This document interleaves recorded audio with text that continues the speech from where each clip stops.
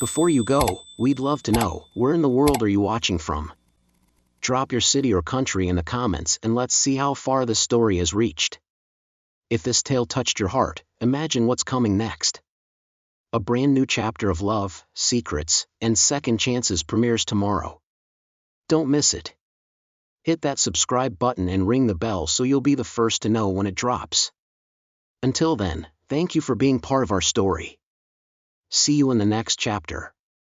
She was just the nanny. Until the CEO risked his empire to love her, it all started with a bedtime story. The clock in the hallway struck 9 p.m., its deep chime echoing softly through the grand halls of the Reed estate. Emily Carter, just 27 years old, gently turned the last page of The Velveteen Rabbit, her voice warm and soothing as she read the final line.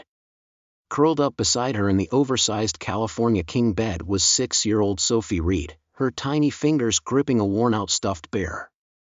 "Just one more story, please," Sophie whispered, eyes heavy with sleep but filled with hope. Emily smiled, brushing a lock of dark hair from Sophie's forehead. "You've had 3 stories already, sweetheart. It's time for sleep." "But Daddy said he'd come home early tonight," the little girl mumbled, her voice laced with disappointment. Emily's smile faded slightly. She knew better. Nathaniel Reed, CEO of one of New York's largest tech empires, rarely made it home before midnight. In the 3 months she'd worked as Sophie's live-in nanny, Emily had seen more of Nathaniel in Forbes magazine than in person. Still, Sophie waited for him every night, just in case. With a soft sigh, Emily settled back against the headboard. "Okay," she whispered, "we'll wait a little longer.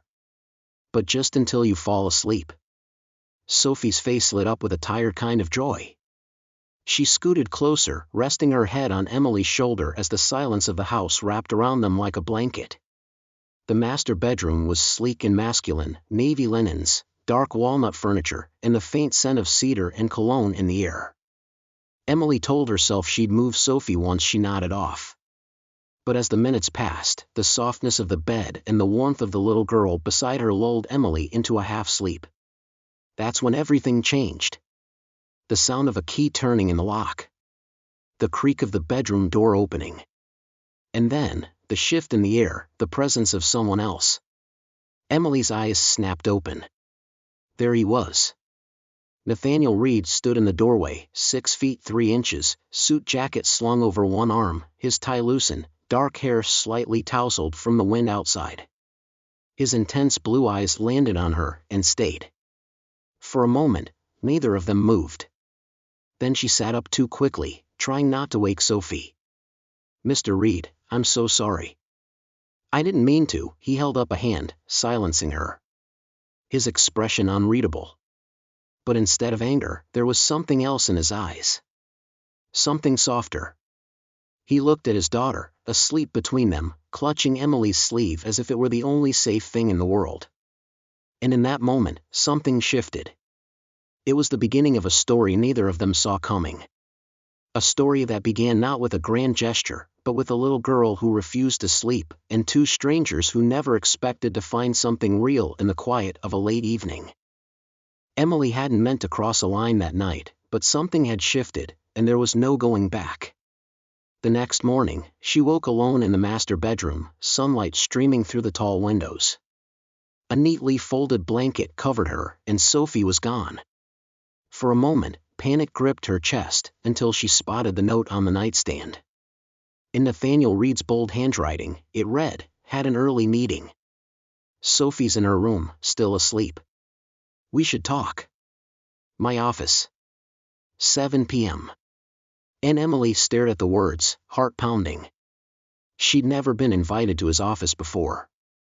And certainly not after spending the night, accidentally or not, in his bed. All day, her nerves were on edge. The staff, once polite, professional, now watched her closely. Whispers followed her down the hallway like shadows. Even Sophie's private tutor paused too long when Nathaniel called mid-lesson, something he had never done before. At dinner, Sophie was unusually quiet, pushing peas around her plate with the back of her fork. "Is something wrong, sweetie?" Emily asked softly. Sophie looked up, her big blue eyes mirroring her father's. Was Daddy really here last night? I thought maybe I dreamed it. Emily reached across the table, brushing a hand over Sophie's hair. He was. And he carried you back to your room this morning. Sophie smiled, a small, unsure smile, but real. He kissed my forehead. That tiny spark of joy? It shattered something inside Emily. For weeks, she'd watched this little girl wait for a father who never came, carry the weight of abandonment far too heavy for someone who barely stood 4 feet tall. And now there was hope. Fragile, but alive. At exactly 6:59 p.m., Emily stood outside Nathaniel's office door, smoothing her navy dress, her hands trembling. She'd played this conversation in her head all day. Maybe he was angry. Maybe he was letting her go. But when she stepped inside, nothing went the way she expected. Nathaniel wasn't behind his massive desk. He was seated by the fireplace, sleeves rolled to his elbows, a tumbler of untouched scotch beside him. He looked tired, but open in a way Emily had never seen before. You've been good for her, he said, without preamble. Since you arrived, Sophie's been laughing again. Sleeping through the night. No more anxiety attacks. Emily blinked, caught off guard. She's an amazing child. She just needed someone to be present. Nathaniel's jaw tensed. And I wasn't. He stood, walked to the window, watching the sun dip below the skyline. I thought keeping my distance protected her. But last night, seeing her sleep peacefully for the first time in months, beside you, I realized how wrong I've been. The silence between them was thick. Emily didn't dare speak. He turned, eyes locking on hers. You gave her something I couldn't. Emily's throat tightened. You're her father. She adores you. She just wants to be part of your world. Nathaniel stepped closer. And you? Do you? The question lingered in the air, heavy and electric. Emily didn't know the answer yet. But deep in her heart, she could feel it forming. And it scared her more than anything. The question Nathaniel asked that night haunted Emily for days. Do you want to be part of our world? She didn't have the courage to answer then, but everything had changed after that moment. Nathaniel had been different. Present. He joined them for breakfast, stayed long enough to read Sophie bedtime stories, and even laughed, really laughed, at dinner. Sophie glowed in his presence. And Emily? She was falling. Fast. But happiness, she was learning, never came without a cost. The storm hit on a Tuesday. It started with a knock at the school gymnasium during Sophie's science fair. Emily stood beside Sophie's volcano model, Nathaniel on the other side, his arm draped protectively over his daughter's shoulder. Then came her. High heels clicking, perfume trailing behind her like smoke, Vanessa Blake strode into the gym like she owned the place. In her designer dress and blood-red lipstick, she turned every head in the room. Nathaniel Reed, she cooed, voice dripping with calculated sweetness. As I live and breathe. Emily's stomach dropped. Sophie, sensing the tension, edged closer to Emily. Nathaniel stiffened, his voice cool. Vanessa. I didn't know you were back in town. Oh, just returned from Paris. Her green eyes scanned Emily with sharp precision. And who's this? The nanny? She's part of the family, Sophie said, voice small but firm, gripping Emily's hand tightly. Vanessa blinked, stunned for half a second, then smiled that ice-cold smile. How sweet. The conversation ended quickly when Sophie was called to present, but the damage had already been done. Later that night, back at the mansion, Emily found an unmarked envelope slipped under her door. Inside were photographs, grainy, invasive shots of her with previous employers, hugging children goodbye at the end of contracts, captured in warm, emotional moments. And a note. Leave quietly, or these photos make the front page. This family doesn't need another gold digger. Emily's knees buckled. Her past, twisted and repackaged into scandal. She'd seen how fast the media turned on people like her, how quickly reputations could burn. Downstairs, the house buzzed with dinner prep. Sophie's laughter echoed faintly down the hallway. The warmth of the past few days made the threat feel even colder. Her phone buzzed with a text from Nathaniel. "Let them talk. I know who you are. Stay." But that night, Emily couldn't sleep. She kept hearing Vanessa's voice, the cruel way she said the nanny, like it was something dirty. She thought of Sophie, so easily caught in the crossfire. Vanessa wanted war. And she wasn't alone. The next morning, Nathaniel dropped the real bombshell. Rachel, Sophie's biological mother, the woman who abandoned them both, was back. And she was filing for custody. "She's being bankrolled," Nathaniel growled. "By Vanessa. It's all connected." Emily's blood ran cold. She looked at Sophie, who was sitting on the couch, drawing a picture of the three of them. She knew, in that moment, what she had to do. Protect Sophie. Even if it meant disappearing. By sunrise, everything had changed. Emily stood at the kitchen window, watching raindrops race down the glass, her hands wrapped tightly around a mug of now-cold coffee. Upstairs, Sophie was still asleep, unaware that the life she knew was teetering on the edge of collapse. Across the marble island, Nathaniel was on the phone, his voice low, clipped, controlled. But Emily could hear the storm in his tone. Words like custody hearing, temporary injunction, and emergency legal team floated across the silence like sharp stones. When he finally hung up, he didn't speak at first. He just looked at her. And that look told her everything. "She's serious," Emily whispered. Nathaniel nodded. "Rachel's team filed the paperwork this morning. They want full custody. Citing instability at home, media exposure, inappropriate influence from household staff." He scoffed bitterly.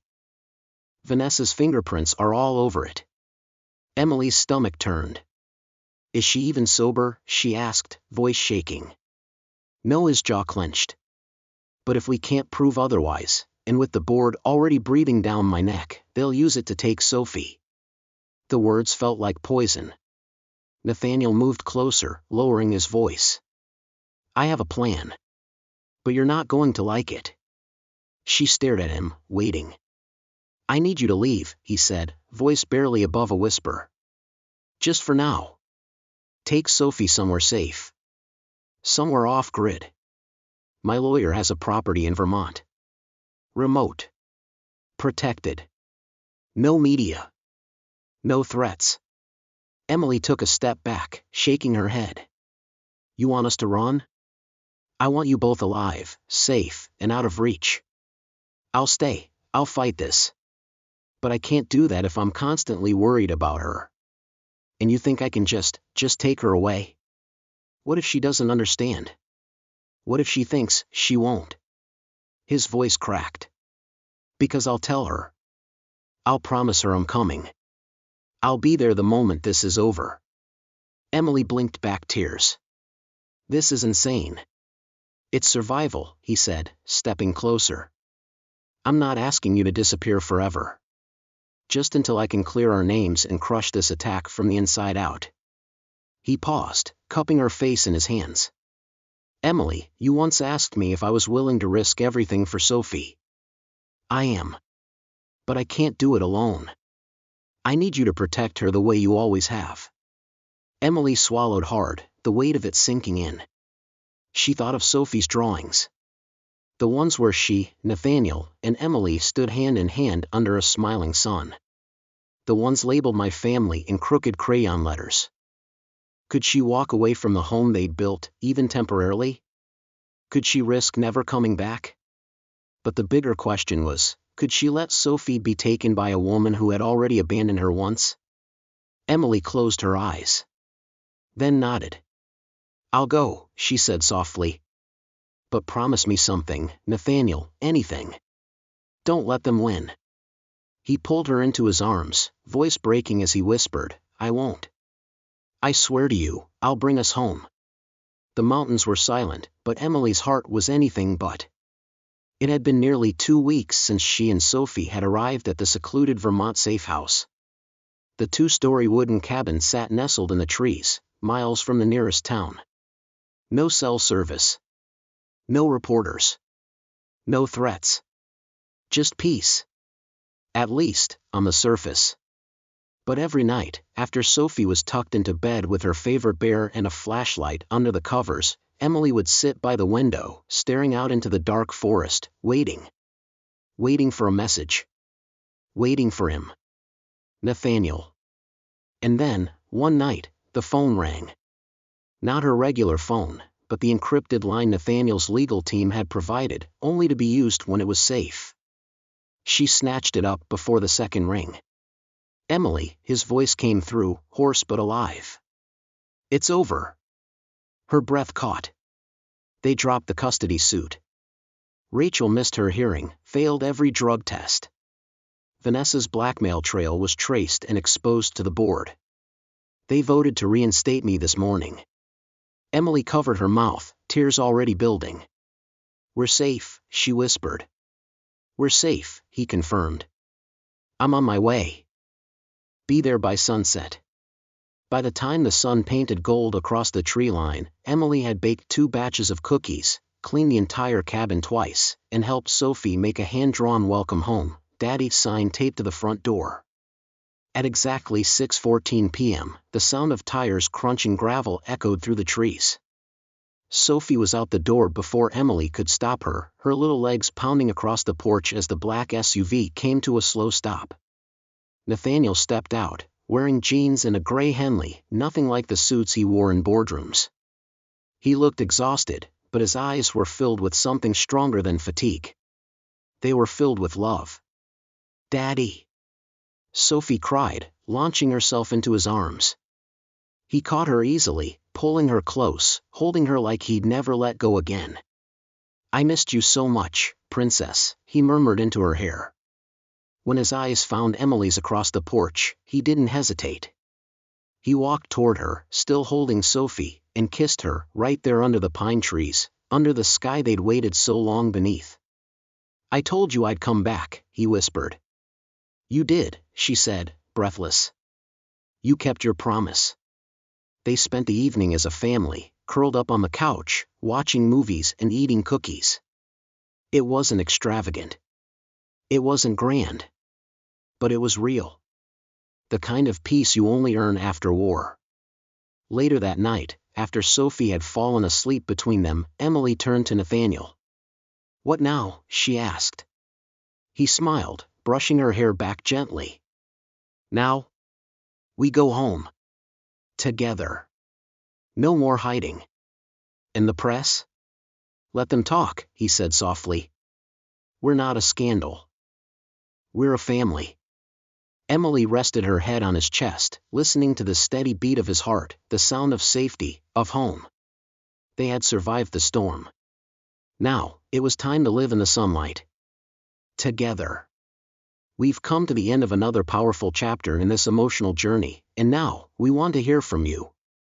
What would you have done in Emily's place?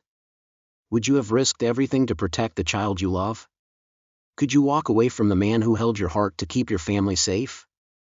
And what about Nathaniel? Do you think he made the right decision by stepping away from power to fight for love? This story was about choices, sacrifice, and finding strength in the most unexpected places. So tell us in the comments, which moment hit you the hardest? Was there a line or a scene that stayed with you? And don't forget, we'd love to know where you're watching from.